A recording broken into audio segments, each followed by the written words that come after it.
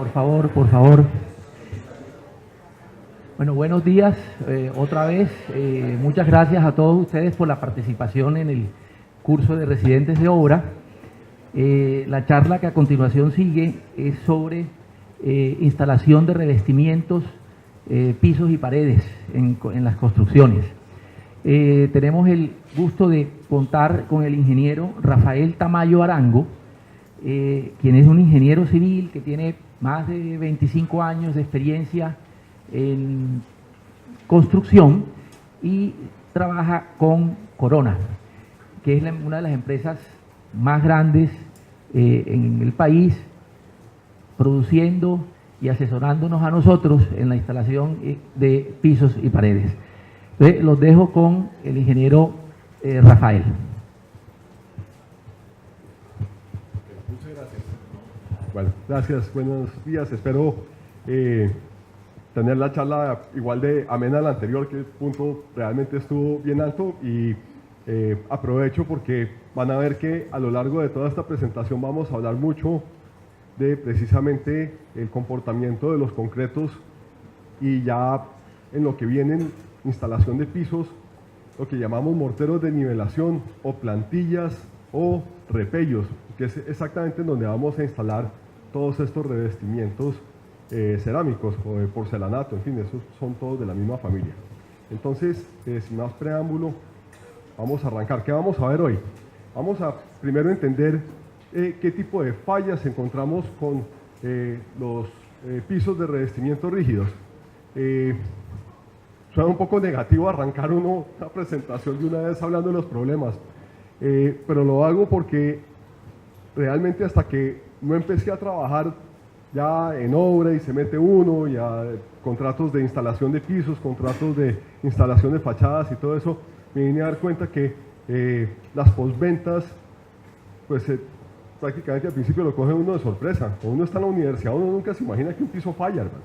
O sea, particularmente, pues, estudiando ingeniería, uno calcula la viga, la deflexión, se sabe, bueno, resistencias, todo lo que quiera, cuánto acero de refuerzo, etcétera, etcétera, pero nunca en la vida se imagina uno que le va a fallar un piso.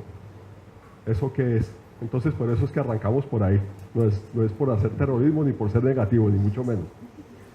Es muy importante entender el comportamiento del concreto. Afortunadamente, pues con la charla del ingeniero Jesús, pues vemos bastante de estos términos y estos temas, pues ya los van a ver. Dije, eso ya lo vimos en la presentación anterior, pues aquí repasamos. Vamos a hablar entonces de conceptos básicos de diseño y juntas de dilatación. El tema aquí es, estamos colocando unos revestimientos que aquí lo llamamos revestimientos rígidos, y eso caería sobre, por ejemplo, cerámica, porcelanato, inclusive piedra natural. Y piedra natural hablamos de granito natural, piedra muñeca, piedra arenisca, mármol, pizarra. Sí, son revestimientos, los llamamos rígidos porque son con módulos de elasticidad muchísimo más altos que lo que tiene un concreto. Entonces, por eso es que se consideran más rígidos que las superficies sobre las que los instalamos. Y eso nos lleva a que esas diferencias de módulos de elasticidad los tenemos que manejar a punta de juntas de dilatación. O sea, el secreto de cómo hacer que el piso no falle en gran parte está en este tema de tener un buen sistema, una grilla de juntas de dilatación en donde uno permite que los esfuerzos diferenciales entre los diferentes materiales se puedan disipar libremente sin causar fracturas. Sistemas de instalación de revestimientos en pisos es simplemente como cerrar el tema en cuanto a si la plantilla o el mortero de nivelación va adherido o no lo adherimos. Alguno de ustedes habrá visto en algún proyecto o habrá oído que colocan un plástico y después echan el mortero de nivelación o la plantilla. Eso sería un sistema no adherido. Entonces, pues vamos a profundizar un poquito en eso. También hay sistemas de adherencia directa. No hacemos plantilla, instalamos de una sobre la losa estructural. Eso también es válido.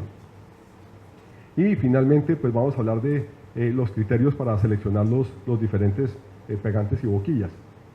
Entonces, sin más preámbulo, arranquemos. El piso, esto es el conjunto, y eso sí ténganlo en la cabeza siempre. Esto el conjunto es la losa estructural, aquí abajo, Viene el mortero de nivelación o la plantilla, después viene el pegante, después viene el revestimiento. El revestimiento, entonces, pues eso también incluye aquí una junta de dilatación, aquí en este caso está sellada con una silicona, incluye también aquí lo que llamamos la boquilla, que sería el espacio entre tableta y tableta. Entonces tengan en cuenta que el piso es todo, y lo mismo sucede con el muro es todo, es la pantalla de concreto, el pañete y el enchape. ¿Y por qué hago tanto énfasis en esto? Porque muchas veces cuando uno ve la falla en el piso, la está viendo solamente en el revestimiento, entonces dice, miércoles, aquí falló el revestimiento, falló la boquilla, y resulta que cuando empieza uno a escarbar, a levantar y a hacer una patología completa, se da cuenta que el problema no está ahí, sino que viene desde mucho más abajo. Entonces hay que analizar también todas estas otras capas. Y lo otro que es muy importante, y por eso pues aprovecho la presentación anterior, es esto es un matrimonio indisoluble. Aquí losa estructural, mortero de nivelación, pegante y tableta tienen que funcionar como un todo.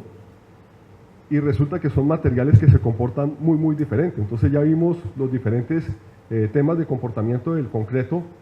Del mortero son muy similares, la diferencia es que al tener el agregado más pequeño, los efectos de retracción son más altos, y le estamos colocando un revestimiento que es de tipo cerámico. Aquí no tenemos cemento para nada, entonces todo ese cuento de retracción de fraguado, que aumente la resistencia con el tiempo y toda esa cuestión, aplica para todos estos elementos menos para la tableta, y tenemos que hacer que todo funcione junto. Entonces ahí está el chiste de poder lograr y diseñar una buena instalación de revestimientos. De eso se trata realmente esta charla.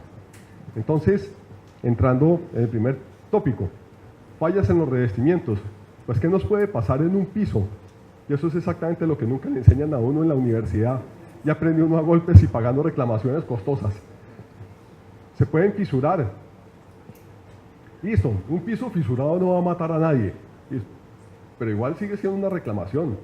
Si usted está comprando un apartamento en donde usted está, póngale en el estrato que quiera, desde el 6 hasta el 1, cuando usted compra un proyecto de vivienda, usted está invirtiendo su patrimonio, y en la gran mayoría de los casos está invirtiendo los ahorros de toda su vida en ese apartamento. Usted no se aguanta que la sala tenga una fisura de lado a lado, ¿verdad? Eso no puede pasar, eso no puede ser. Entonces, una fisuración no mata a nadie, pero es una reclamación complicada y hay que manejarla. ¿Qué genera la fisuración? O sea, las fisuraciones se generan muchas veces por estos movimientos diferenciales entre el sustrato y el enchape. Y ahí es en donde entra la película de cómo se comporta el concreto y el mortero de nivelación sobre el que instalé mi cerámica. Y cómo se comporta mi cerámica, porque cada uno se mueve de forma diferente, y a eso es a lo que llamamos un movimiento diferencial. Y otro factor crítico en el tema de fisuraciones es deflexiones. No sé si habrán visto cuando hay edificios con estructuras muy flexibles, una estructura metálica o que sea con unas luces muy grandes, y los enchapan, de golpe unas fisuritas en la mitad de la luz y la fisura va largo. Ahí lo que está sucediendo es que la deflexión es tan grande que empieza a exigir que el revestimiento empiece a aportar también como estructuralmente a disminuir esa deflexión. Obviamente no va a aguantar, y lo que termina sucediendo es que se fisura. O en este caso de esta ilustración, cuando el momento es negativo, y es un momento negativo grande, empieza a exigir a la tableta de tensión, y pues también la va a fisurar.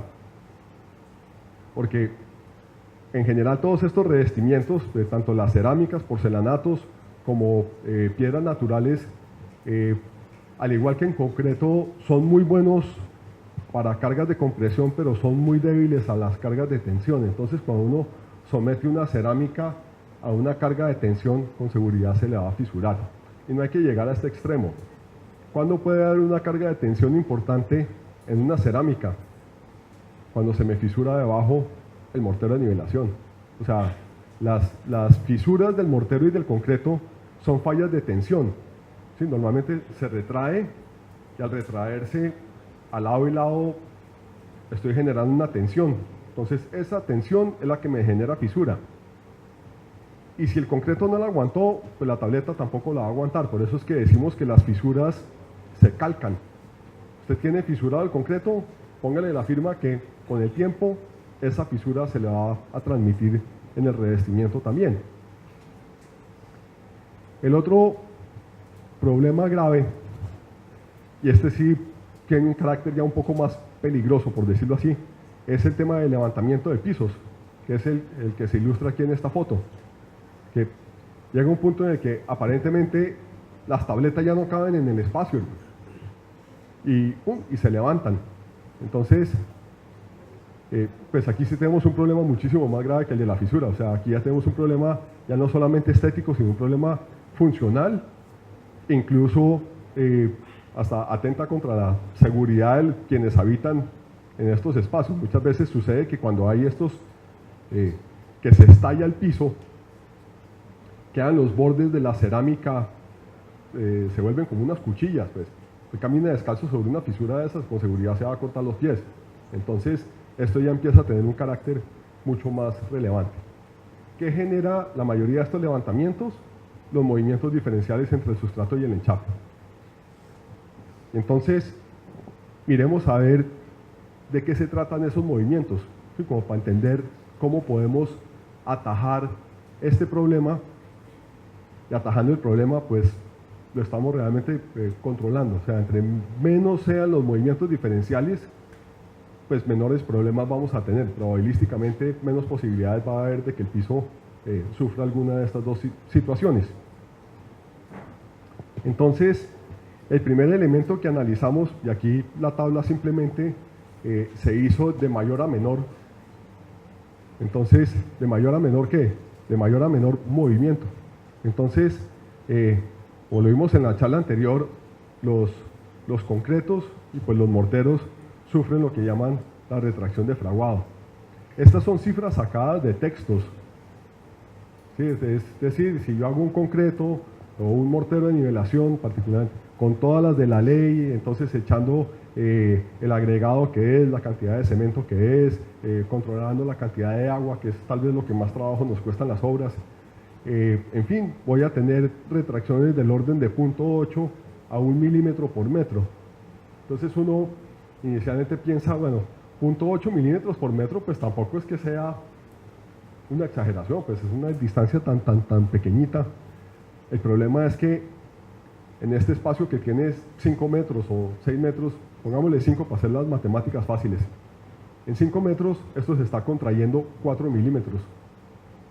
Entonces, pues 4 milímetros puede que no suene un número tan grande, pero si yo estoy instalando revestimientos y tengo todas las tabletas una pegada a la otra y me sobran 4 milímetros, pues no hay posibilidad de que logre embutir esa tableta ahí, o sea, la tengo que cortar obligatoriamente. Entonces, imagínense lo que sucede si yo tengo toda la instalación pegada y la cierro 4 milímetros. Ahí el piso es que se estalla. Entonces ahí suceden cosas como la de la foto de la diapositiva anterior. Otro factor muy importante, sobre todo como lo mencionaba el ingeniero Jesús en la presentación pasada, las variaciones de temperatura son muy grandes, particularmente, y no solamente aquí en la costa realmente. Aquí las temperaturas lo que son es altas. Yo vengo de Bogotá, por si no se han dado cuenta. Las variaciones allá también son muy grandes, porque la radiación solar en el monte pues, es fuerte. Entonces, si uno tiene un revestimiento de color oscuro, uno puede tener que a las 4 de la mañana la temperatura allá arriba en el monte esté a 4 grados centígrados. Esa misma tableta a las 2 de la tarde de un día bien soleado puede estar del orden de 50 grados centígrados. Entonces, ese delta de temperatura es el que hace crítico el tema de la instalación, y por eso es que es crítico cuando los revestimientos son de color oscuro a cuando son de color claro. Pero en ambos casos, aquí el mensaje es, en exteriores los movimientos son sustancialmente más grandes. Entonces también tenemos que poder manejar de alguna forma esos movimientos para que no nos generen fallas. Finalmente, pues hay muchos más factores, pero digamos estos son como los 3 más grandes. Quiero hacer mención sobre este que es de cambios de humedad. y aquí entre paréntesis aparece el término reversible. Cuando uno fabrica una cerámica o un ladrillo, que son procesos de cocción de arcillas, en ese proceso de cocción uno lo que hace es que sube la temperatura tanto que logra eliminar también la humedad como intrínseca del material, como la humedad molecular de la arcilla. Entonces eso es lo que hace que, por más de que yo meta esas tabletas otra vez en agua, como lo haría en una piscina, no se me va a derretir otra vez el material, no se vuelve otra vez material blando, ¿sí? Pero traigo a colación esto es porque en el proceso de ladrillos y de cerámicas, aunque en ladrillos es mucho más grande, cuando uno lo saca del horno, él retoma un poco la humedad del medio ambiente y esa retoma de humedad hace un pequeño hinchamiento.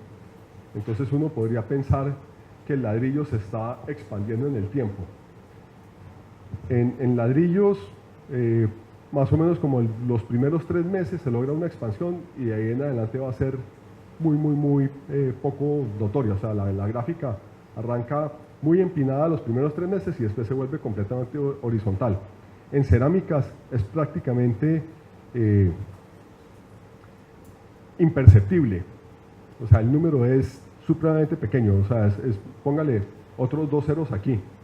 Sucede, sí, pero el número es muy pequeño. Yo lo traigo a colación porque, claro, en años anteriores, a raíz de la cantidad de problemas que iban teniendo las constructoras con pisos levantados, que son reclamaciones muy costosas, empiezan a llamar ahí sí que a todos los genios, pues como Herodes, a llamar a todos los magos a ver qué es lo que está pasando aquí. Entonces, más de uno salió con esa teoría, trasladaron la teoría del ladrillo a las cerámicas y decía, el problema que usted tiene aquí es de expansión de la cerámica. Eso pues obviamente lo hemos medido y lo hemos corroborado también con varias normas y con laboratorios internacionales, y como les digo, el número es muy pequeño en el caso de simplemente de sacarlo del horno. Hay un proceso que sí es reversible, que es el que sí sentiría uno en una piscina, y es cuando yo tengo la tableta totalmente saturada versus totalmente seca. Ahí alcanza a ver una diferencia dimensional en la tableta, pero es del orden de 0.1 milímetros por metro, o sea, estamos hablando de 10 veces menos lo que estamos enfrentando en el concreto. Esto es simplemente para que tengan la ilustración cuando les lleguen con la teoría, entonces ya sepan de qué les están hablando y a qué vamos. Realmente no le vamos a gastar corriente a esto, nos vamos a encargar de los primeros 2, que con que resolvamos estos 2, pues por default ya está cubierto, pues. Las piscinas, si están llenas, nosotros las secamos por algún motivo, se nos va a soltar el internet. Pues es el momento más crítico de una piscina, pero no es tanto qué pena. No es tanto por esta expansión, es mucho más por efectos de que 1 metro cúbico de agua pesa 1 tonelada, entonces cuando uno quita toda esa carga, pues más o menos como que la estructura rebota de alguna forma. Y lo otro es que la presión hidrostática ayuda a mantener las tabletas en su sitio. Entonces, en casos en que ya haya fallas en la instalación, uno se puede meter a la piscina y va con la moneda y empieza a tocar y empieza a sentir un poco de piezas cocas y no necesariamente se le caen porque la presión hidrostática se la aguanta ahí. Cuando usted desocupa la piscina ya no tiene ese apoyo y todo se le viene abajo. Pero realmente es por eso más que por este factor. Simplemente les digo, es para que lo tengan en ilustración y porque pues este es un caso extremo. Eso solamente va a suceder en una piscina, eso no nos va a suceder aquí en esta sala. Entonces decir que esta sala se le estalló el piso o en la de la foto que les mostraba anteriormente se estalló el piso porque fue que la cerámica se expandió, pues realmente no es. Los factores son mucho más asociados a estos 2 de aquí arriba que son sustancialmente más grandes. Entonces, ¿de qué se trata esto? Pues hagamos de que este número y este número sean lo más pequeño posibles y así vamos a lograr probabilísticamente bajar la posibilidad de que vaya a haber una falla. y falla pues es fisuración o levantamiento de pisos. Entonces primero pues miremos a ver cómo lo atacamos desde el punto de vista del mortero de nivelación o de la plantilla. ¿Cómo hacemos para que esa plantilla se recoja menos versus la tableta que estamos instalando? Entonces para eso tenemos 4 factores que son claves. El primero de ellos, yo creo que es tal vez el más importante y el más representativo, es tiempo. Ya les explico a qué vamos con eso. El 2, 3 y 4, yo creo que Jesús lo explicó más que de sobra, es pues el concreto o ese mortero de nivelación tiene que tener un diseño. La relación agua-cemento pues es fundamental no solamente para lograr buena resistencia, sino entre más agua, más retracción, que es lo que decía Jesús, que cuando usted tiene la mezcla muy aguada se le va a fisurar, pues las fisuras son retracción realmente. El contenido de cemento, aquí pues vuelve y juega, entre más cemento, más retracción. Y realmente cuando uno está haciendo una plantilla o un mortero de nivelación, yo no necesito que eso aguante 7000 PSI, o sea, con que resista 2500 ya es suficiente. Lo que necesito y lo que sí me importa muchísimo es que la retracción sea lo menor posible, porque lo que me está matando aquí es la retracción. Quiero hacer ese 0.8 milímetros por metro lo más pequeño posible, ojalá llevarlo a 0.3. Entonces, con un buen diseño de mezclas que me garantice, obviamente, resistencia, pero con bajos contenidos de agua y con bajos contenidos de cemento, voy a lograr menos retracción, que es a lo que le estamos apuntando. Y el tamaño del agregado también es fundamental. Entre más grande el agregado, menor retracción va a haber. Y ahí es en donde está, digamos, como radica la diferencia fundamental entre lo que llamamos un concreto y lo que llamamos un mortero.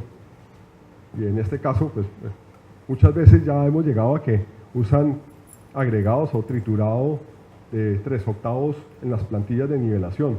De hecho, hay algunas constructoras que en Medellín ya lo están llamando concreto de nivelación y no mortero de nivelación, pues, el tema del agregado. Pero el tema es, agrandar el agregado dificulta el manejo, pero está bajando sustancialmente la retracción. Entonces, vamos con el primero, que es el más importante, el tiempo.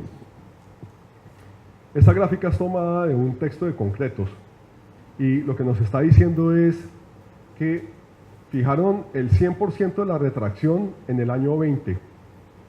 No alcancé a oírlo en la presentación pasada, pero todos sabemos que el concreto, a medida que va pasando el tiempo, pues como va mejorando su hidratación, va mejorando su resistencia. Igualmente va aumentando su retracción. Entonces aquí lo que hicieron en esta gráfica fue fijar el 100%, o sea, ese 0.8 milímetros por metro, lo fijaron en el año 20. Y lo que está mostrando es qué porcentaje de retracción, de esa retracción total, va sucediendo a lo largo del tiempo. Al principio es muy rápido, entonces por eso aquí esto es una gráfica logarítmica, donde aquí estamos hablando de días y de aquí para allá estamos hablando de años. Entonces, ¿qué nos dice esto? Esto nos dice que más o menos hacia los 28 días ya logré el 40% de la retracción en promedio.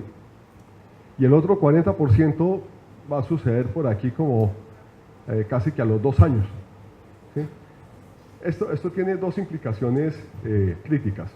Uno, está explicando por qué el problema de los pisos, quienes hayan tenido que trabajar alguna vez la desventura de tener que manejar una postventa por un piso levantado, se darán cuenta que la desgracia del piso levantado, tanto para la constructora como para nosotros, como para el dueño del apartamento, es que el piso no se le levanta a usted 15 días después de instalado. Eso no sucede. El piso se levanta 3 años después de entregado el apartamento.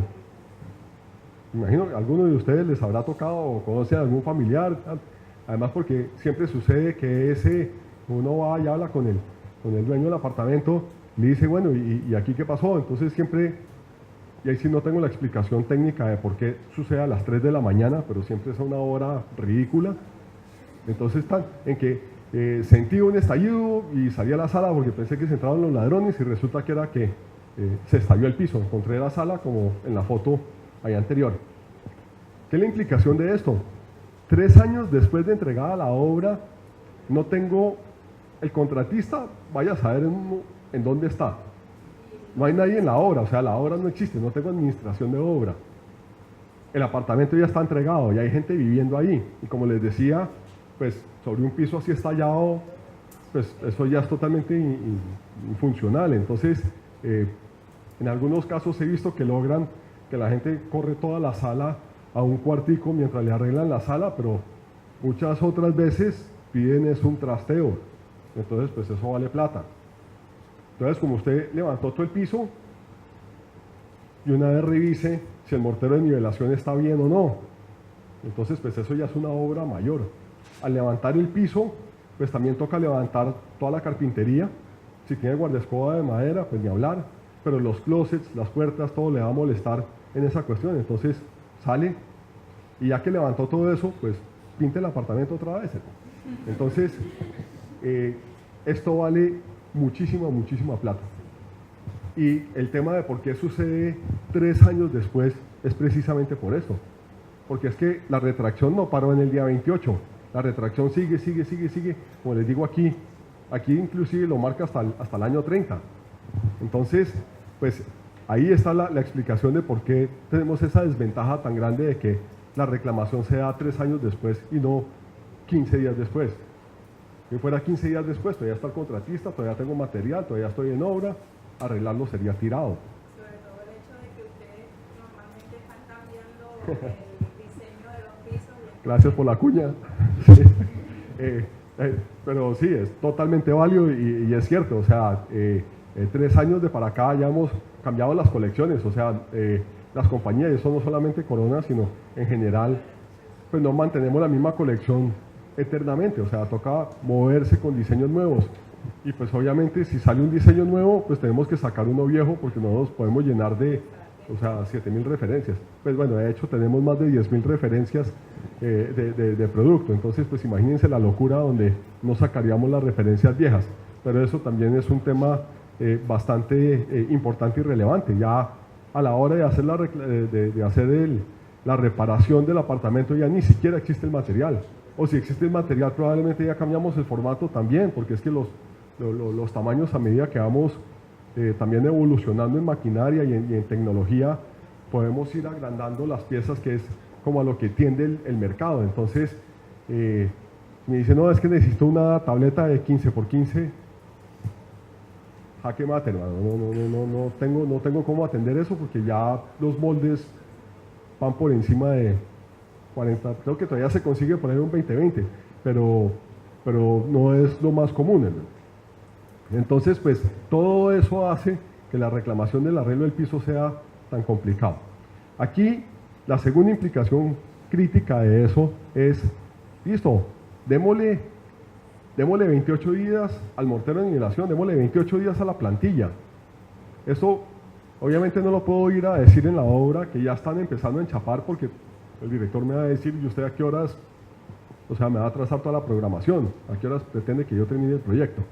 Esto hay que pensarlo desde mucho antes, desde cuando uno planea el proyecto. Y cuando se sientan a hacer programación de obra, es clave que tengan en cuenta este factor. Y hay 3 motivos claves que le ayudan a uno mucho en estos 28 días. Primero, ya nos ganamos el 50% de la retracción. Entonces, ¿qué está sucediendo? Como yo coloco una tableta que no es de cemento, ¿sí? Es cerámica, es porcelanato, es piedra natural, no es de cemento, no se está retrayendo. La estoy colocando sobre un material que sí se está retrayendo, ahí tengo un problema. Entonces, entre más retraído esté cuando coloque la tableta, pues menos problemas voy a tener, menos movimiento diferencial va a haber. Ese es el chiste de estos 28 días. Entonces, ya el mortero de nivelación ya va por la mitad del camino. Entonces, ya la tableta no tiene que pelear con 0.8 milímetros por metro, sino con 0.4. Entonces, las posibilidades de que falle, pues, van a ser ya mucho menores, ¿sí? Segundo, cuando yo espero estos 28 días ya he tenido tanta retracción que ya voy a ver si efectivamente ese mortero se me va a fisurar o no. ¿Sí? Aquí juegan todos los temas que hablaba el ingeniero Jesús de el curado, de que si le echaron agua después, que si lo retemplaron, que... Y si todo lo que nos decía el ingeniero funciona en los concretos, que es en donde se está jugando uno la seguridad estructural del edificio, pues lo que le hacen a los morteros y a las plantillas de nivelación es inimaginable. Ustedes no tienen ni idea de lo que ve uno en las obras en estas cosas. O sea, se van a reír, pero la gente los hace. A mí me pasó en Bogotá en un proyecto en donde llevaron los morteros traídos de mixer, bueno, con todas las de la ley, así como decía el ingeniero Jesús, todo controladito, los pesos que son, la cantidad de agua que están, lo bombearon a los pisos. O sea, eso es infalible, ¿sí? Está perfectico. ¿Sabe qué hizo el instalador? Porque es que aquí ya ni siquiera es el maestro. Aquí pelea uno con un instalador que gana por metro cuadrado, que eso es un yugo muy grande en este negocio. El instalador, para que le rindiera más, hizo así como un diquecito, lo llenó de agua y en esa piscina echó el resto del mortero. Entonces, claro, le quedó una sopa autonivelante, pues. Entonces el hombre llegó y barrió y reesparció eso, delicioso, le rindió mucho, cobró rápido, pero a la semana, pues ya eso tenía tantas fisuras que era imposible instalar cualquier cosa encima de eso. Entonces, pues, desafortunadamente esas cosas suceden. Entonces, uno en esos 28 días se da cuenta de ese tiempo, de ese estilo de factores. Otro factor que es importantísimo y es cuando, como les mencionaba al principio, que hay sistemas en donde uno quiere que el mortero o la plantilla esté adherida a la losa estructural y hay otros sistemas en los que uno quiere que esté separada. En la gran mayoría de los proyectos queremos que esté adherida, porque al adherirlo evitamos tener que reforzarlo. Sí, porque la retracción, esas fuerzas de retracción me las está soportando la losa estructural que está debajo. Entonces, por eso es que no usamos refuerzo. Y sería, pues, muy difícil meterle una malla electrosoldada a un mortero de 3 centímetros de espesor. Entonces, en estos 28 días también nos podemos dar cuenta si el mortero está realmente bien adherido o no al sustrato. Porque si no está bien adherido, pues uno levanta ese pedazo que no está adherido, vuelve y lo hace que le quede bien adherido y después se enchapa. Hasta hace unos años, porque esto ya ha ido cambiando afortunadamente, la gente echaba mortero de nivelación, o yo no sé si lo habrán visto en obras, y al tercer día, ya cuando puede caminar uno encima de eso, enchape. Porque la programación de obras son todas las barras tan, una detrás de la otra. Sí, para que quede bonita la escalera, chévere. Pero entonces, ¿qué pasó? Yo enchapé ese mortero de nivelación y no tengo ni idea qué pasó ahí debajo. Y entonces, ahí es cuando, año y medio después, apareció una fisura y uno dice, uy, ¿y esto de dónde vino? Y levanta, encuentra el mortero de nivelación fisurado. Y empieza a levantar más y se dio cuenta que fue que se despegó. O sea, estaba mal adherido, no limpiaron bien y echaron el mortero de nivelación y quedó sobre una lenteja de arena. Entonces, cuando el mortero de nivelación no tiene refuerzo y se despega, se fisura, porque la retracción lo va a romper. ¿Sí? Entonces, estos 28 días nos sirven para esos 3 factores. Y el que más me gusta de todos, el cuarto y campeón, es protegemos la instalación. Cuando estaba haciendo contratos de instalación de pisos, uno siempre tiene la presión de la obra de instale. Además yo instalaba mármol y eso es costoso y eso pagaba un anticipo carísimo y entonces el dueño quiere ver el mármol puesto inmediatamente. Entonces uno corría, instalaba, brillaba, entregaba el mármol impecable y lo que encontraba era que a la semana estaba el del cielo raso arrastrando un andamio encima. Después venía el del contraincendio, después el de la lámpara, después de tal, y todo el que entraba ahí iba rayando, iba rompiendo, iba dañando. Entonces, esos 28 días, gástenselos en esas actividades y ahorra uno también en las tabletas. En la cerámica No conozco la primera obra en donde no haya que cambiar una tableta. Y particularmente, casi siempre son de piso. Porque de la lámpara se le cayó el hombre solo, ¡pa! Ahí la toteó. Y que tableta toteada, pues cámbiela, no hay nada más que hacer. Entonces, cuando uno va a la obra y habla de estos 28 días de curado del mortero de nivelación, es simplemente haga todas esas otras actividades. Yo no estoy diciendo atrase la obra 28 días. Aproveche ese tiempo y haga todas esas otras actividades.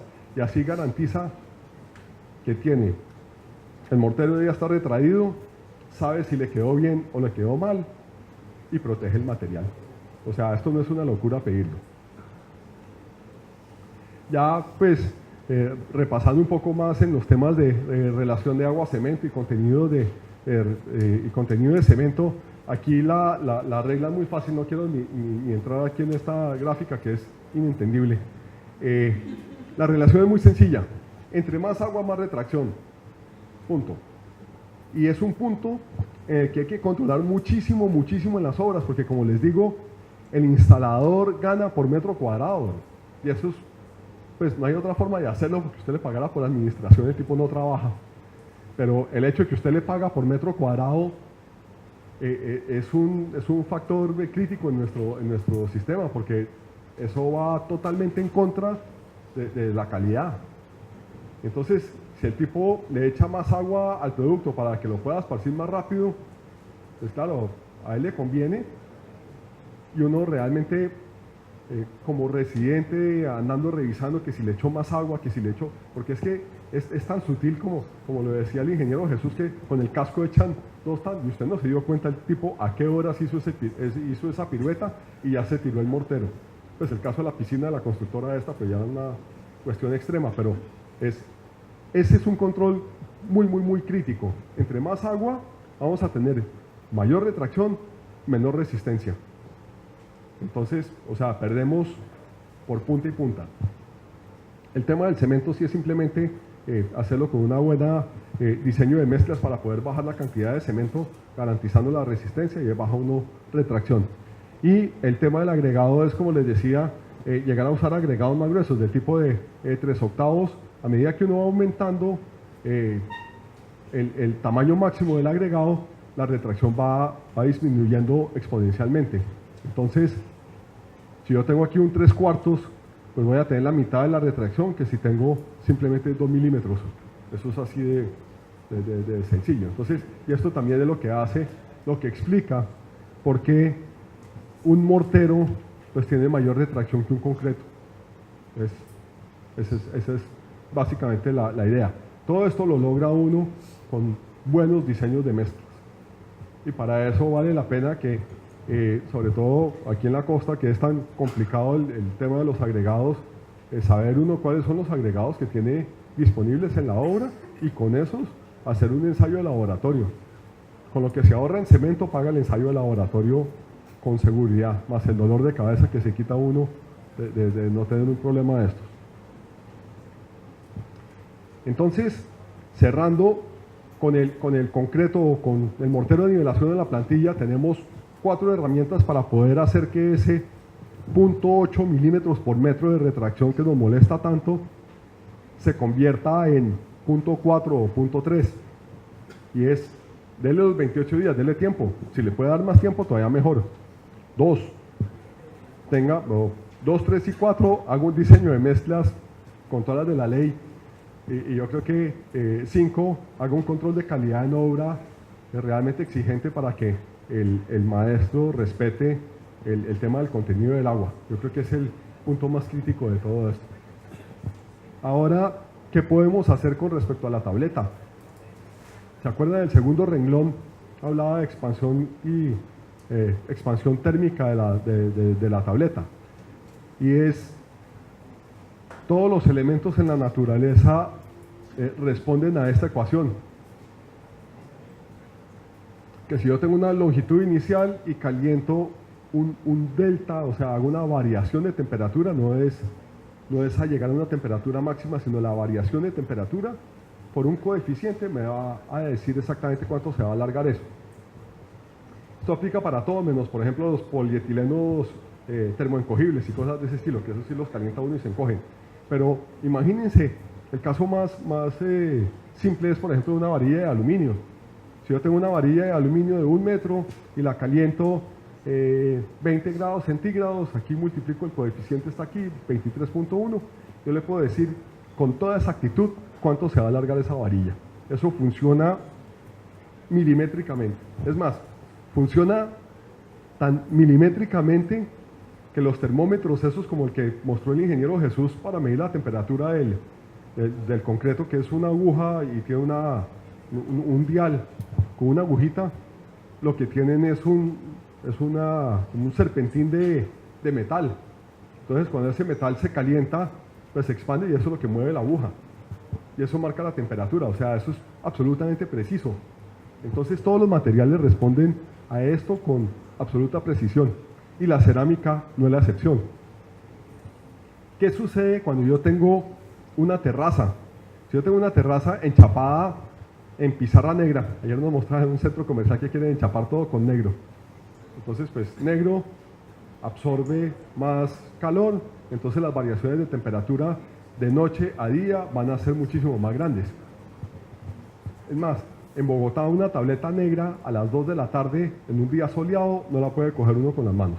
Eso puede tener por encima de 45 grados centígrados, o sea, se quema uno.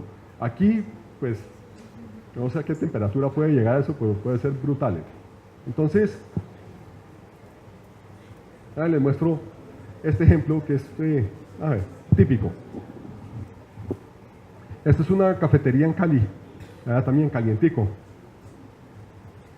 ¿Sí lo ven? Listo, 8 de la mañana, aquí no ha pasado nada, y miren, esa misma cafetería a las 2 de la tarde. Entonces, ¿ahí qué pasó? Pues se calentó el aluminio, se estiró, y como no le dimos para dónde estirar, pues va para arriba.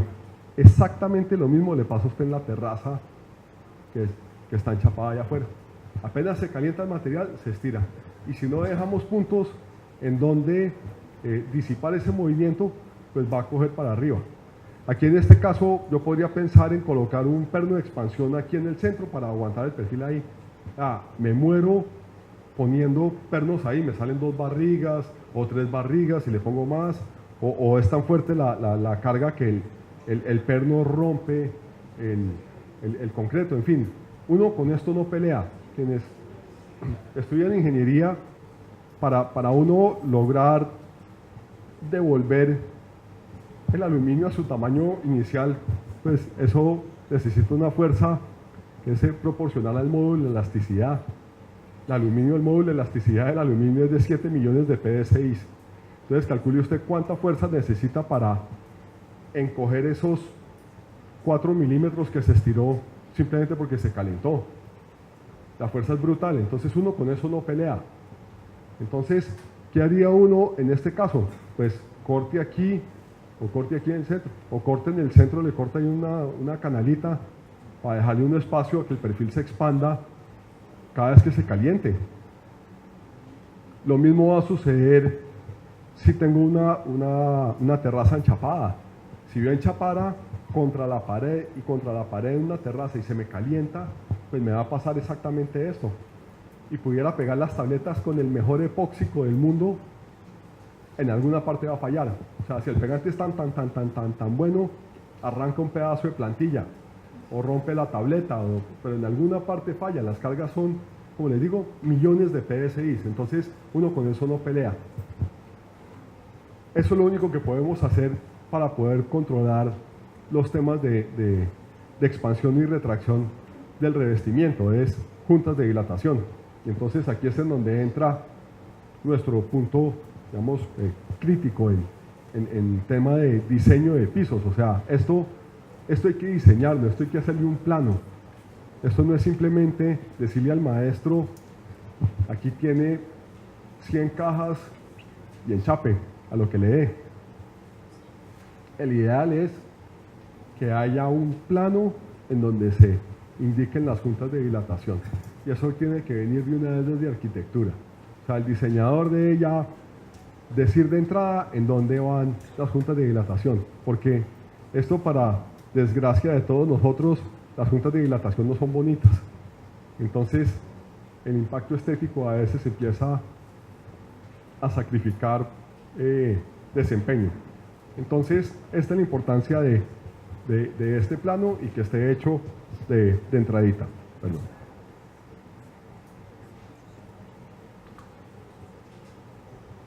¿Hasta aquí vamos bien? ¿Hay preguntas? Bueno. Entonces, ¿en qué consisten esas juntas de dilatación? Esto tampoco es un curso en la NASA, pues, pero las juntas de dilatación las podemos dividir en tres. Son tres familias sencillitas. El primer tipo de junta de dilatación es la perimetral, sí, la que está aquí punteada. ¿Eso qué quiere decir? Uno no enchapa contra las paredes. Eso es prohibido. Eso sí no lo hagan nunca, jamás. Y no solamente contra las paredes, sino contra cualquier protuberancia que tenga el piso, ¿sí? El pollo de la cocina es tan restrictivo el movimiento de las tabletas como una pared de 3 pisos, ¿sí? Entonces, uno nunca instala el enchape contra un elemento vertical. Esa es la perimetral. Las voy a decir las tres y después vamos en detalle una a una. Entonces, la segunda es la de las bocapuertas, esta que estoy señalando aquí y esta que estoy señalando aquí. ¿Esa por qué es tan importante? Porque yo tengo una masa de mortero, de plantilla, de este lado que se está retrayendo, ¿sí? Se están cogiendo. Y de este lado tengo otra que también se están cogiendo. Entonces, aquí en esta zona se va a formar una tensión. Entonces, por ahí se me va a romper. Entonces, yo lo que hago con las juntas de dilatación, yo mato 2 pájaros de un solo tiro. Yo hago, primero, le estoy dando espacio al revestimiento para que se mueva con las variaciones de temperatura. Y segundo, estoy controlando en dónde quiero que el mortero se fisure, por decirlo así, de forma controlada por su misma retracción. O sea, el mortero se va a retraer y esa retracción genera fisuración. Eso viene así. Es como le dice uno en San Andresito, eso todo está llegando así de China, eso viene así. Sí, eso no hay nada que hacer. Entonces, ¿qué podemos hacer? Hacer que esas retracciones sean controladas y por eso hacemos la junta hasta el fondo, incluyendo la plantilla. Ya les muestro un corte. El tercer tipo de junta es cuando excede ciertas distancias. En interiores la hemos fijado en 5 metros y en exteriores, como las variaciones de temperatura son más grandes, las fijamos en 2,5. ¿Qué quiere decir esto? Que uno no hace juntas que estén más espaciadas de 5 metros. Y es diferente a decir, haga juntas cada 25 metros cuadrados. ¿Sí? Es muy común y yo apostaría que debe haber hasta en literatura fichas técnicas nuestras que hablan de juntas cada 25 metros cuadrados, pero yo hago la aclaración aquí que son 5 metros en ambos sentidos, porque no falta entonces el avispado creativo que haga un corredor de acceso. Un apartamento puede tener 1,20 de ancho y entonces yo lo hago de, qué sé yo, 20 metros, y entonces 20 metros por 1,20 me da 24, entonces no hago juntas. ¿Listo? ¿Cierto? Entonces, pues, por eso es cada 5 metros hago una junta. Ahora sí vamos al detalle. Este es el corte de lo que tendría una junta de dilatación típica, perimetral. Entonces, esto normalmente, ¿cómo los hacemos en las obras?